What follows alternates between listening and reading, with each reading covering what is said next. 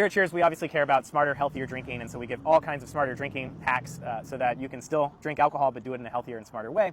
And one of those hacks is to avoid sugar, both in your diet as well as when you're consuming alcohol. And the reason is that sugar is extremely hard on your liver. The question is how much sugar is relative to the impact of alcohol. And what we have to understand is that a sugar molecule, like a sucrose molecule, is 50% fructose, 50% glucose. And glucose is pretty much fine for your liver. It really doesn't stress your liver hardly at all, whereas fructose is nearly 100% processed in your liver. In fact, liver processes more fructose on a percentage basis than it processes alcohol, which is closer to 90% because your gut can actually convert some of the alcohol into acetaldehyde. And so the rule of thumb here is that it's roughly 1 gram of fructose to 1 gram of alcohol, or ethanol. And a standard drink is defined as 14 grams of alcohol.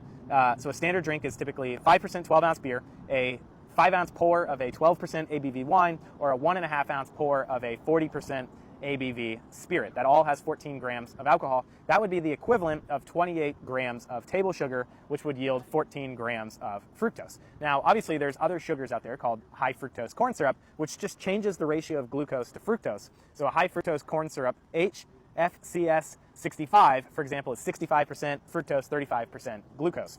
In fact, agave is actually the worst. It's the highest in fructose and the lowest in glucose. So sometimes you'll see diabetics use it because it won't spike their glucose as much, but it's going to have a problem on their liver because it's so high in fructose. So that's the general principle, basically 14 grams of fructose to 14 grams of alcohol.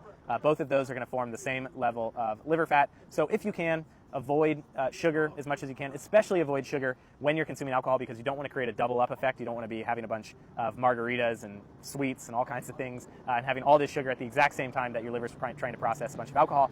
It's for the exact same reason that you see there's liver warnings on Tylenol. Tylenol under normal circumstances is fine as long as you follow the directions, but you see that after 3 drinks there's a liver warning that kicks in and they say don't take Tylenol if you're having 3 or more drinks.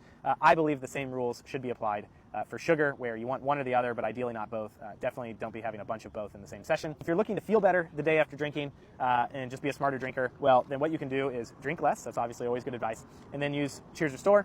This is an after alcohol aid. It was on Shark Tank. We've sold over 30 million doses of it. You can find it in over 16,000 brick and mortar retail locations, including Walgreens, Albertsons, Hy-Vee, Meijer, Wegmans, H-E-B, 7-Eleven, Circle K, and a whole lot more coming soon.